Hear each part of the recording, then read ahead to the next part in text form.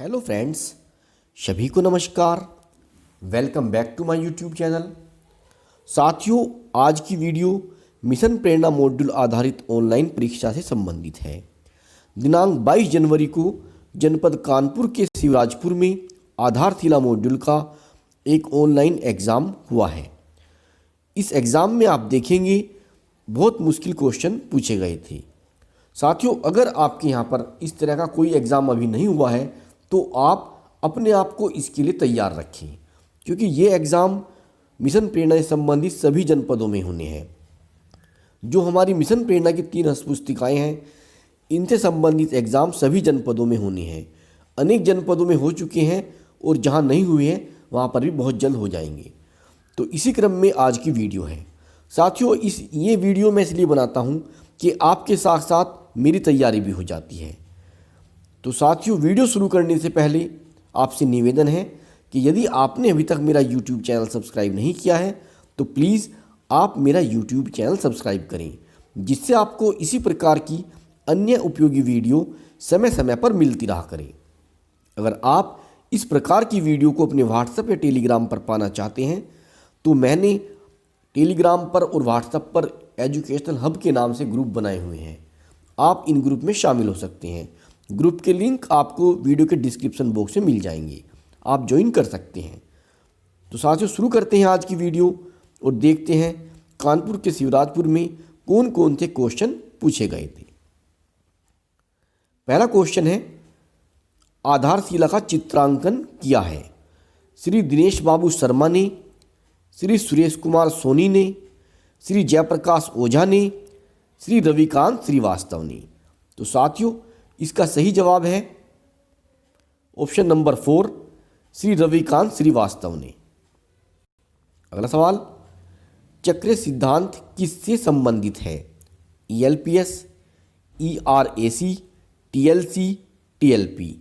साथियों, आप सभी जानते हैं ELPS गणित शिक्षण का सिद्धांत है और ERAC सीखने की प्रक्रिया का एक चक्रीय सिद्धांत है। तो इसका सही जवाब होगा विकल्प नंबर 2। नेक्स्ट क्वेश्चन देखते हैं। अगला सवाल है, शिक्षा शास्त्र के नए क्षितिज का किसके द्वारा हिंदी में अनुवाद किया गया है? शिक्षा शास्त्र के नए क्षितिज। तो साथियों, यहाँ पर विकल्प दिए गए हैं। विकल्प नंबर 1 मोहनलाल, सरला मोहनलाल, धर्मवीर भारती, कोई नहीं। तो इसका सही जवाब होगा विकल्प नंबर 2 सरला मोहनलाल। अगला सवाल है, नकल करके पास होने से फेल होना अच्छा है। यह कथन किसका है? Swami Vivekananda, Mahatma Gandhi, Abraham Lincoln, doctor S Radhakrishnan. तो मित्रों, इसका सही जवाब है ऑप्शन नंबर 3 अब्राहम लिंकन। अगला क्वेश्चन देखते हैं, TLC का सिद्धांत किस हस्तपुस्तिका में दिया गया है? आधारशिला, शिक्षण संग्रह, ध्यानाकर्षण या तीनों में? सही जवाब है TLC का सिद्धांत ध्यानाकर्षण मॉड्यूल में दिया गया है। TLC मतलब टीचिंग लर्निंग साइकिल, ये ध्यानाकर्षण मॉड्यूल में दिया गया है। नेक्स्ट क्वेश्चन है, बच्चे शून्य की आकृति की पहचान कर लेते हैं तथा चित्रों में अंतर स्पष्ट कर लेते हैं। क्रमशः किन सप्ताहों के लर्निंग आउटकम हैं? प्रथम और द्वितीय, द्वितीय और तृतीय, तृतीय और प्रथम। तो साथियों, बच्चे शून्य की आकृति की पहचान कर लेते हैं, ये तीसरे सप्ताह का लर्निंग आउटकम है, और चित्रों में अंतर स्पष्ट करते हैं, ये प्रथम सप्ताह का लर्निंग आउटकम है। तो इसलिए सही जवाब होगा विकल्प नंबर 3 तृतीय और प्रथम। नेक्स्ट क्वेश्चन है, पाठ्य पुस्तक और समस्या पर चर्चा के दौरान किस प्रकार की बैठक व्यवस्था होनी चाहिए? एकल, छोटा समूह, बड़ा समूह, एकल व छोटा समूह। सही जवाब होगा विकल्प नंबर 2 छोटा समूह। अगला प्रश्न, संख्या बूझ गतिविधि किस भाग में है? भाग 1, भाग 2, भाग 3, इनमें से कोई नहीं।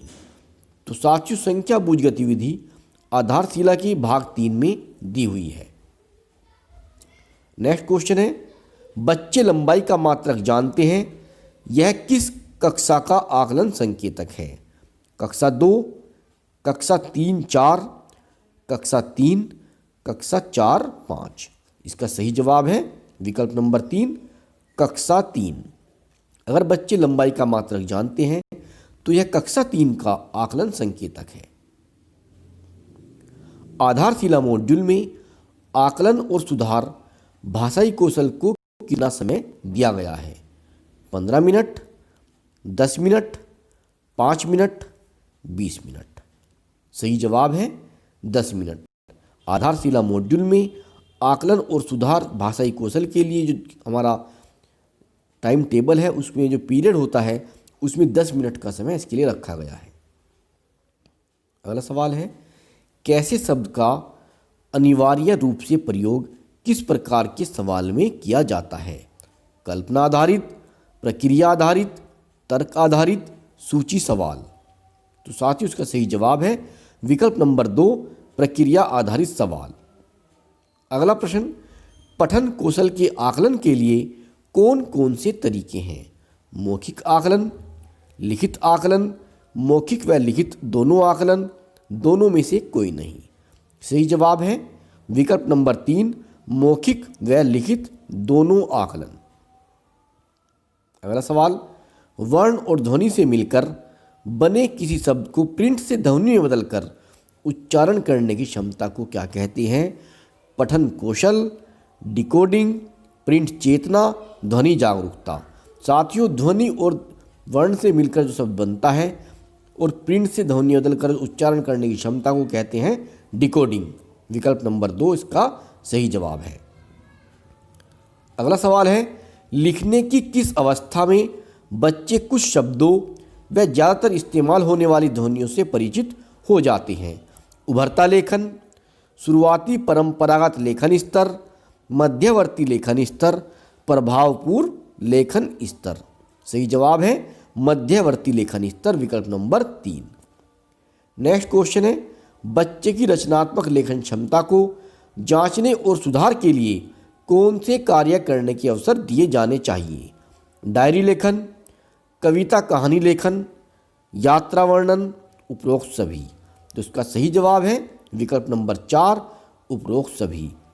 बच्चे की रचनात्मक लेखन क्षमता को जांचने और सुधार करने के लिए बच्चों से डायरी लिखवानी चाहिए, कविता का लेखन कराना चाहिए, कविता का, कहानी का और यात्रा वर्णन, यह सब बच्चों को करने के अवसर देने चाहिए। अगला सवाल है, परिवेश में उपलब्ध संसाधनों का भाषा सीखने के औजार के रूप में इस्तेमाल करना यह किस कक्षा का लर्निंग आउटकम है? कक्षा 2, कक्षा 3, कक्षा 4, कक्षा 5। तो मित्रों ये कक्षा 2 का लर्निंग आउटकम है। अगला प्रश्न, कक्षा शिक्षण प्रक्रियाओं की दिशा देने और शिक्षण प्रक्रिया में सुधार को सुनिश्चित करने की दृष्टि से कौन सा आउटकम विकसित किया गया है?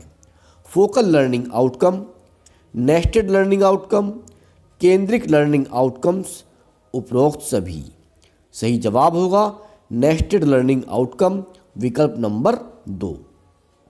अगला सवाल, गणितीय शिक्षण का उद्देश्य होता है गणित का व्यवहारिक उपयोग, गणित के नियमों की जानकारी, गणितीय सोच का विकास, तार्किक शक्ति का विकास। सही जवाब होगा विकल्प नंबर 3, गणितीय सोच का विकास।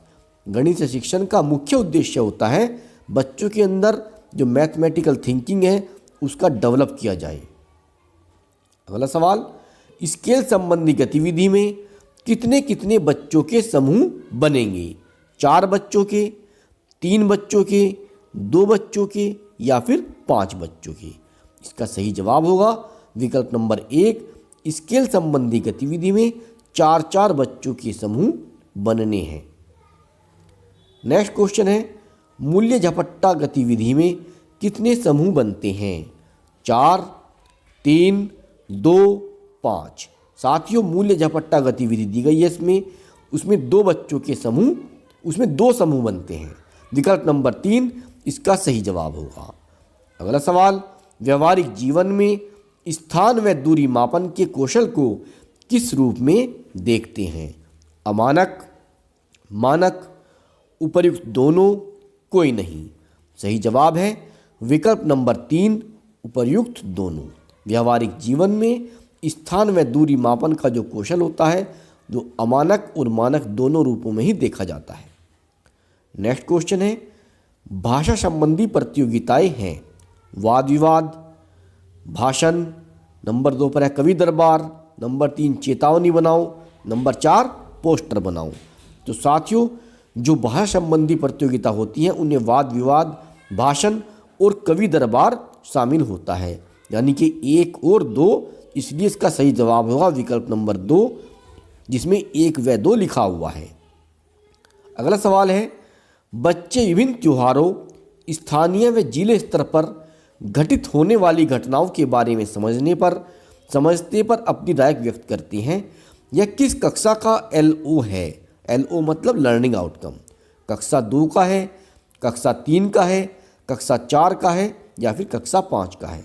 साथियों अगर बच्चे विभिन्न त्योहारों पर जो स्थानीय और जिले लेवल पर यह घटनाएं घटित होती हैं उनके बारे में समझकर अपनी राय देते हैं तो यह कक्षा 3 का लर्निंग आउटकम है। अगला सवाल, शिक्षक बच्चों से एक गणितीय लेख लिखने को कहा। शिक्षक ने बच्चों से एक गणितीय लेख लिखने को कहा। हर वाक्य में एक संख्या होना जरूरी है। गणित शिक्षण की गतिविधि का यह कौन सा चरण है? अनुभव, चिंतन, अनुप्रयोग, निष्कर्ष। तो साथियों जो गणित शिक्षण की गतिविधि होती है वो होती है, गणित की बात चल रही है तो ELPS होती है, और ये गणित शिक्षण की जो विधि का यहाँ पर दिया गया है चरण, ये अनुप्रयोग दिया गया है। इसमें अनुभव, चिंतन, अनुप्रयोग, निष्कर्ष। अगर हम इसकी बात करें ERAC की, जो ERAC क्रम होता है तो इसमें क्योंकि ये लिखने के लिए कहा गया है, बच्चों से लेख लिखने को कहा गया है, यानी कि अनुप्रयोग हो रहा है, तो इसका सही जवाब होगा विकल्प नंबर 3 अनुप्रयोग। अगला सवाल, कक्षा 4 के लर्निंग आउटकम है। नंबर 1, बच्चे दी गई आकृति में बंद खुली आकृति स्पष्ट करते हैं। नंबर 2, बच्चे परिमाप आधारित प्रश्न हल करते हैं। नंबर 3, बच्चे गुण्य, गुणक और गुणनफल को बताते हैं। तो साथियों इसका सही जवाब है कक्षा 4 के जो लर्निंग आउटकम है उसमें बच्चे दी गई आकृति में बंद खुली आकृति को स्पष्ट करते हैं और बच्चे परिमाप आधारित प्रश्न हल कर पाते हैं। ये कक्षा 4 के लर्निंग आउटकम है। सही जवाब होगा विकल्प नंबर 1 जिसमें 1 व 2 दोनों लिखा हुआ है। अगला क्वेश्चन है, बच्चे अपने आसपास से विभिन्न पत्तियों को इकट्ठा करके हर्बेरियम फाइल में लगाकर उस पौधे का नाम लिख लेते हैं। यह किस कक्षा का LO है? यह किस कक्षा का लर्निंग आउटकम है? कक्षा 2 का है, कक्षा 3, कक्षा 4 या कक्षा 5? तो सही जवाब है कक्षा 4 विकल्प नंबर 3। अगला प्रश्न, गणित शिक्षण की बुनियाद है संख्या पूर्व अवधारणाएं, सीखने का क्रम, गतिविधियां, उपरोक्त सभी। सही जवाब है सीखने का क्रम। जो गणित शिक्षण की बुनियाद है वह विकल्प नंबर 2 सीखने का क्रम। अगला सवाल, किस कक्षा के बच्चे लेन देन में खेल मुद्रा का प्रयोग करते हैं? कक्षा 1, कक्षा 2, कक्षा 1 व 2, कक्षा 3? सही जवाब है कक्षा 2 विकल्प नंबर 2 इसका सही जवाब है। अगला सवाल है, बजट का निर्माण मुद्रा के अंतर्गत निहित मूल समझ के कौन से स्वरूप में है? मुद्रा की शक्ति, वास्तविक मूल्य का एहसास, उपयोग में प्राथमिकता, मुद्रा के विभिन्न रूप। का सही जवाब जो लगता है वह है उपयोग में प्राथमिकता। अगला प्रश्न देखते हैं, ऊपर देख, नीचे देख, बाएं देख, दाएं देख, गतिविधि का संबंध किस अवधारणा से है? संख्या पूर्व अवधारणा, मौलिक संक्रियाएं, स्थान और दूरी, आकृतियां और आकार। इसका सही जवाब है विकल्प नंबर 4 आकृतियां और आकार। ऊपर देख, नीचे देख, बाएं देख, दाएं देख, यह जो गतिविधि है इसका संबंध आकृति और आकार से संबंधित है। अगला सवाल, यदि बच्चा आरंभिक परीक्षण में कक्षा 1 व 2 का ज्ञान रखते हैं, चाहे वह बच्चे कक्षा 3, 4, 5 के हों, तो उन्हें किस विशेष शिविर में स्थानांतरित किया जाएगा? 50 दिवसीय फाउंडेशन शिविर, 50 दिवसीय ध्यानाकर्षण शिविर। तो साथियों इसका सही जवाब है विकल्प नंबर 1, 50 दिवसीय फाउंडेशनल शिविर।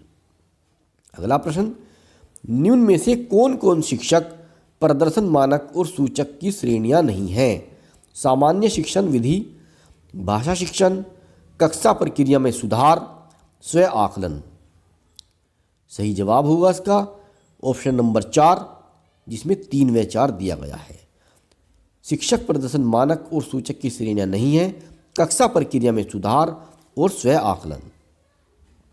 अगला सवाल, भाषा शिक्षण की कक्षा में शिक्षक खुले प्रश्नों के द्वारा बच्चों को बोलने का मौका पैदा करते हैं तो ऐसी कक्षा का सूचक स्तर क्या होगा?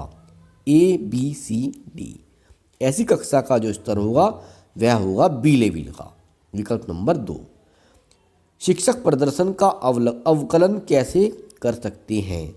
बच्चों का आकलन करके, SAT परीक्षा के द्वारा, कक्षा शिक्षण और बच्चों से बातचीत के बाद इंडिकेटर पर टिक करके, उपरोक्त सभी। तो साथियों उसका सही जवाब है शिक्षक प्रदर्शन का जो अवलोकन है कक्षा शिक्षण और बच्चों से बातचीत के बाद इंडिकेटर पर टिक करके कर सकते हैं। अगला सवाल, शिक्षक बच्चों का सतत आकलन करते हुए लर्निंग आउटकम संप्राप्ति की दशा में रिकॉर्ड प्रपत्र में अंकित करेंगे। माह में, तिथि, महातिथि दोनों, महातिथि। सही जवाब है विकल्प नंबर 3, माह तथा तिथि। अगला सवाल, संपूर्ण कक्षा के सीखने के आकलन का रिकॉर्ड शिक्षक बनाएंगे। प्रत्येक माह कक्षावार, छात्रवार, प्रत्येक सप्ताह कक्षावार, छात्रवार, प्रत्येक माह कक्षावार, विषयवार, प्रत्येक सप्ताह कक्षावार, विषयवार। सही जवाब है विकल्प नंबर 3, प्रत्येक माह कक्षावार और विषयवार। अगला सवाल है, समग्र स्कूल या कक्षा के समग्र आकलन का रिकॉर्ड कैसे रखना है? फाइल में, पोर्टफोलियो में, चार्ट में, रजिस्टर में। तो साथियों यह रिकॉर्ड चार्ट में रखना है। विकल्प नंबर 3। अगला प्रश्न है, बच्चों में विविध गणितीय कौशलों के सीखने हेतु रिकॉर्ड रखना किसमें सहायक नहीं होगा? पहला विकल्प, कठिनाई जानने और उस पर कार्य करने के लिए, शिक्षक के खुद के मूल्यांकन के लिए, बच्चों के सर्वांगीण विकास में, बच्चों के वर्गीकरण में। सही जवाब है विकल्प नंबर 3, बच्चों के सर्वांगीण विकास में। अगला प्रश्न है, शिक्षक को किन घटनाओं को रिकॉर्ड कर लेना चाहिए? बच्चों का काम से न जुड़ पाना, शारीरिक या मानसिक समस्या, उपरोक्त दोनों, सिर्फ नंबर 2। इसका सही जवाब है विकल्प नंबर 3, उपरोक्त दोनों। अगला प्रश्न है, बार बियाना स्कूल में किस हिसाब से प्रवेश मिलता था? परिणाम के हिसाब से, आयु के हिसाब से, पास होने के हिसाब से, इनमें से कोई नहीं। इसका सही जवाब है इनमें से कोई नहीं। तो साथियों ये 40 क्वेश्चन थे जो शिवराजपुर ब्लॉक में पूछे गए हैं। आशा करता हूँ यह वीडियो आपके काम आएगी और आपके लिए लाभदायक सिद्ध होगी। अगर आपको वीडियो अच्छी लगती हो तो इसे आप लाइक करें, इस पर कमेंट करें और अपने अन्य साथियों को भी शेयर करें। इस वीडियो में इतना ही। मिलते हैं आपसे बहुत जल्द अगली वीडियो में। तब तक के लिए नमस्कार। Have a nice day.